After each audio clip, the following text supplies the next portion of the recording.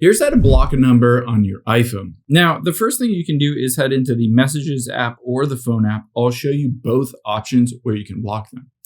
Now, within here, let's say you got a text message from somebody and you didn't want to get messages from them.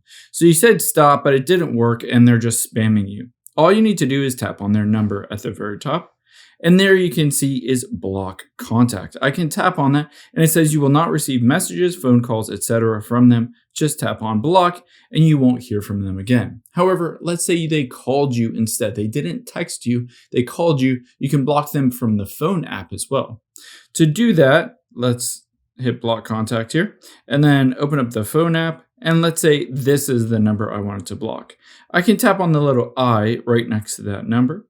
And you'll be able to see if I scroll down to the very bottom, again, is a block contact option. I can just tap on that and they won't be able to call me as well. So just tap on block contact and then you can report it as junk as well, but I'm just going to choose to block them.